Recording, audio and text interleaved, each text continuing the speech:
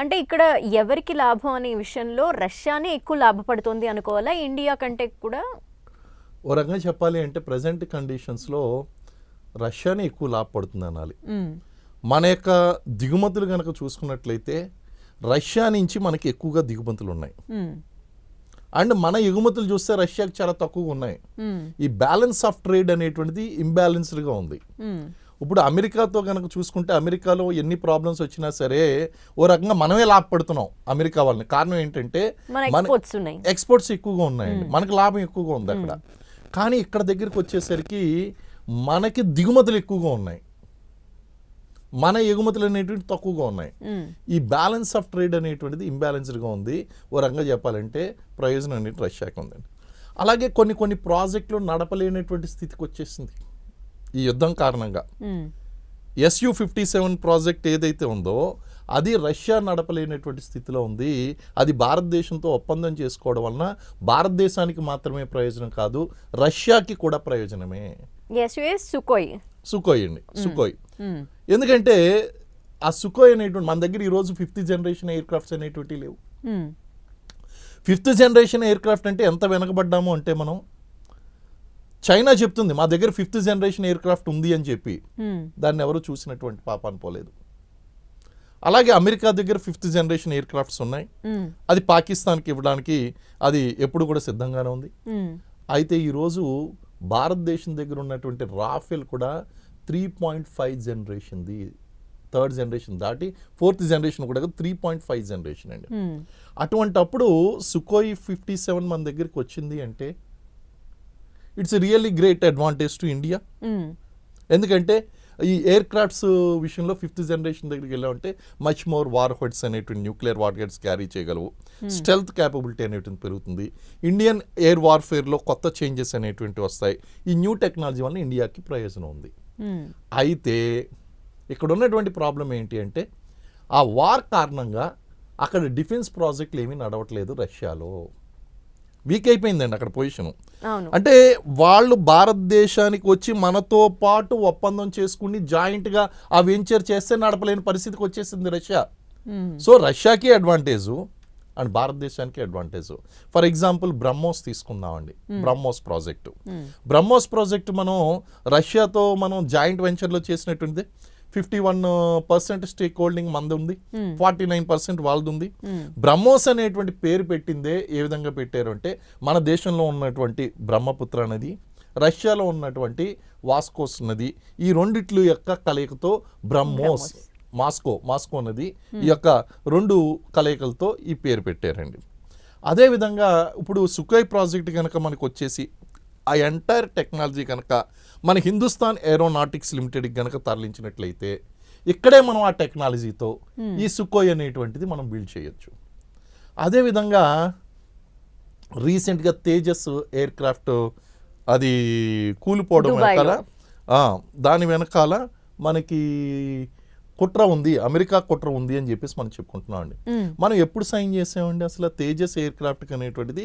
Indigenous engines అనేటువంటి మనం air craft ఇండిజీనియస్గా build చేసాం, కానీ దాని ఇంజిన్ అనేటువంటిది మనం అమెరికా నుంచి తెచ్చుకోవాల్సినటువంటి పరిస్థితి ఏర్పడింది, జిఏ నుంచి. మనం సైన్ చేసాం కానీ వాళ్ళు డబ్బులు తీసేసుకున్నారు. ఇది ఒక రకంగా చెప్పాలంటే మనం సింపుల్గా మాట్లాడి 420 అండి, చీటింగ్. కారణం ఏంటంటే ఈ సప్లై చేయవలసినటువంటి అమెరికా ఈ రోజు వరకు ఆ ఇంజిన్స్ సప్లై చేయట్లేదు. దానివల్ల తేజస్ ప్రోడక్ట్ అనేటువంటి ఆగిపోయింది. అండ్ ఇండియా ఈ రోజు ఎవరికన్నా సరే ఎక్స్పోర్ట్ చేస్తామని చెప్పేసి తేజస్ చెప్పినా సరే ఎక్స్పోర్ట్ చేయలేనటువంటి పరిస్థితిలో ఇండియా మిగిలిపోయింది. కారణం ఏంటంటే ఇంజిన్స్ డిలేలో, సప్లై చైన్లో ఉన్నటువంటి డిలే. అంటే అక్కడ అమెరికా కుట్ర పన్నుతుంది. సో దానికి ప్రత్యామ్నాయంగా మనం ఏం చేసామండి, మనం కావేరీ ఇంజిన్ తయారు చేస్తాము అని చెప్పేసి మనం ప్రకటించాము. ప్రాజెక్టు చాలా ఆర్భాటంగా ప్రారంభమైంది. బట్ ఈ జెట్ ఎయిర్ క్రాఫ్ట్ ఇంజిన్ అనేటువంటిది వెరీ కాంప్లికేటెడ్ బిల్డింగ్ సిస్టమ్ అండి. కిలోమీటర్ల కొద్ది వైర్లు అందులో ఇంబిల్డ్ చేయవలసి ఉంటుంది, ఆ కంప్రెస్ చేయవలసి ఉంటుంది. కంప్రెస్ చేసిన తర్వాత ఆ థ్రెషోల్డ్ అనేటువంటి ఇవి జనరేట్ చేయాలి. అది అంత ఈజీ అయినటువంటి పని కాదు. సో కావేరీ ప్రాజెక్ట్ అనేటువంటిది ఫెయిల్ అయిందండి. ఇప్పుడు సాఫ్రాన్ ఏదైతే ఉందో ఇప్పుడు రష్యా ఏం చేస్తుంది, రష్యా ముందుకు వస్తుంది, రష్యా ముందుకు వచ్చి వాళ్ళతో మనం సైన్ చేయబోతున్నాం. ఈ ఇంజిన్స్ అనేటువంటి కనుక మన భారతదేశానికి సప్లై చేసినట్టయితే ఇక్కడ అమెరికాకి చెక్ పెట్టినట్టు అవుతుందండి. మరి అమెరికా గురుగా ఉండదా మన మీద? ఖచ్చితంగా గురుగా ఉంటుందండి. So this is everything is interlinked అండి ఆ విధంగా కనుక చూస్తున్నట్లయితే. సో రష్యాకి అడ్వాంటేజ్ ఉంటుందా అంటే ఖచ్చితంగా అడ్వాంటేజ్ ఉంటుంది. అలాగే మనకు భారతదేశానికి కూడా అడ్వాంటేజ్ ఉంటుంది. విన్ విన్ సిచ్యువేషన్లోకి వెళ్తేనే ప్రజెంట్ జియో పాలిటిక్స్లో మనం మనగలుగుతాం. ఆఫ్ కోర్స్ మనం అమెరికాని కూడా మనం అంత తేలిగ్గా తీసుకోకూడదండి. వాళ్ళకు కూడా ఇవ్వాల్సినటువంటి కొన్ని ఇచ్చేస్తూ ఉండాలి, వాళ్ళని ప్రసన్నం చేసుకుంటూ ఉండాలి. That is called diplomacy. మన విదేశాంగ విధానం ఎలా ఉండాలి అంటే ఇటు మిత్రుడిని దగ్గర శత్రువు యొక్క శత్రువుని మిత్రుని చేసుకుంటూనే ఈ శత్రువుని మరీ శత్రువు కాకుండా చేసుకోవాలండి. కారణం ఏంటంటే 100% అండి. కారణం ఏంటంటే అమెరికా ఇప్పుడు పెట్టేటువంటి ప్రెషర్స్ మనం తట్టుకోగలమా? లేదు. మనం ఇంకా ఆ స్థాయికి మనం నెంబర్ 1 పొజిషన్కి అయితే వెళ్ళలేదు కదా. మనం ఎదుగుతూ ఉన్నటువంటి క్రమంలో ఉన్నాం. ఎదుగుతూ ఉన్నటువంటి క్రమంలో ఆల్రెడీ డాలర్ దెబ్బ అనేటువంటిది పడింది. ప్రత్యామ్నాయాలు వెతుక్కోవాలి, మన మిత్రుల్ని బలపరుచుకోవాలి. మనకు సైడ్గా ఉన్నటువంటి వాళ్ళందరితోని కూడా మనం వీళ్ళతో ఎక్కువగా మరీ ఓవర్గా గొడవ పెట్టుకోకుండానే, ఎక్కువగా వాళ్ళతో విభేదించకుండానే వీళ్ళని మన ఇంత దగ్గరగా తెచ్చుకునే విధంగా మనం చేసుకోవాలి. ఇది ఖచ్చితంగా కేవలం భారతదేశానికి ఉపయోగం అంటే నేను ఒప్పుకోను. ఇది ఇద్దరికీ కూడా, ఇటు రష్యాకి చాలా కీలకమైనటువంటి ఒప్పందం అండి. ఎందుకంటే వాళ్ళు ఉన్నటువంటి వార్ సిచ్యువేషన్లో వాళ్ళు భారతదేశం నుంచి పొందేటువంటి ప్రయోజనం ఎక్కువగానే ఉంది. ఇప్పటికే మన దగ్గర నుంచి ఎక్కువగా వాళ్ళు దిగుమతులు, అంటే ఆ దిగుమతులు అన్నీ చేయడం వల్ల వాళ్ళకి లాట్ ఆఫ్ ఇన్కమ్ వస్తుందండి. అలాగే డీడాలరైజేషన్ అన్నాం. డీడాలరైజేషన్లో డాలర్ని పక్కన ఇప్పటికే మనం ఈ పేమెంట్స్ అన్ని రూబెల్స్లోని వాటిలోని మనకి లోకల్ కరెన్సీలో మనం యాక్సెప్ట్ చేస్తున్నాం. ఇప్పుడు ఈ మిర్ అండ్ రూపే అనేటువంటి ఈ రెండు కూడా తీసుకురావడానికి మనం ఒప్పందం చేసుకోబోతున్నాం.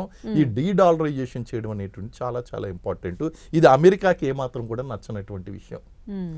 So definitely there will be a big hit back from America. త్వరలోనే మనం చూస్తాము. But we should be prepared for that. And ఇటు రష్యాని మనం దగ్గర చేసుకుంటూ ఈ ఒప్పందాలన్నీ కూడా మనం క్లియర్ చేసుకుంటూ వెళ్తే కనుక దీర్ఘకాలికంగా మనకు ప్రయోజనాలు అనేవి రక్షణ పరంగా కాదు, ఎనర్జీ పరంగా కాదు, ఏ రకంగా అన్నా సరే మనకు ప్రయోజనం కలిగి. అంటే రీసెంట్ డేస్ లో విన్నాము అమెరికాకి మనకి మధ్య కూడా ఒక ట్రేడ్ డీల్ కుదరబోతోంది అని. అదే ఊహాగానాలు ఒక 2 రోజుల్లో 3 రోజుల్లో అయిపోతుంది అనుకున్నది కాస్త డిలే అవుతూ వచ్చేసింది. సో ఇప్పుడు పుతిన్తో ఇంత సాన్నిహిత్యం మెయింటైన్ చేస్తూ, అంటే ఇది శిఖరాగ్ర సమావేశాలు ఇవి ఏ కంట్రీస్తో అయినా జరిగేవే, స్టిల్ ఇక్కడికి రావటాన్ని జీర్ణించుకోలేని అమెరికా ఆ ట్రేడ్ డీల్ మీద ఏమన్నా ఇంపాక్ట్ చూపించే అవకాశం ఎంతవరకు ఉందంటారు? ఖచ్చితంగా ఉందండి. ఎందుకంటే వాళ్ళు ఆల్రెడీ ట్రేడ్ డీల్ చేసుకున్నటువంటి ఆ యొక్క జీ ఇంజిన్స్ని సరఫరా చేయట్లేదు. సో ఇంకా కొత్తగా ఏం చేస్తారు? చేసినా సరే వాళ్ళు పేమెంట్ తీసేసుకుంటారు, మనకి చేయరండి. ఏమీ చేయలేనటువంటి పరిస్థితిలో ఉండిపోయాం మనం. ఇది చాలా పక్కా చీటింగ్ అండి ఓ రకంగా చెప్పాలంటే. జీ ఇంజిన్స్కి సంబంధించినటువంటి డబ్బు మన దగ్గర నుంచి తీసేసుకున్నారు, వాళ్ళు డిలే చేసేస్తున్నారు. దాదాపు 10 సంవత్సరాలు అయిపోయింది, ఇప్పుడు వచ్చి ఇంజిన్స్ రాలేదు. సో అటువంటిప్పుడు కొత్తగా డీల్ చేసేటువంటి దాని మీద కూడా పెద్దగా నమ్మకం లేదు. అండ్ ఖచ్చితంగా ఈ రష్యా యొక్క విజిట్ ఏదైతే ఉందో అది ఖచ్చితంగా భారతదేశం మీద ఇంపాక్ట్ పడబోతుంది. Let us wait and see. ఆ డీల్ ఏ విధంగా డిలే అవుతుందా, లేకపోతే క్యాన్సిల్ అవుతుందా, లేకపోతే అందులో ఏమన్నా కీలకమైనటువంటి కండిషన్స్ ఏమన్నా ఉంటాయా ఏంటనేటువంటిది మనం చూద్దామండి. You have to wait and see.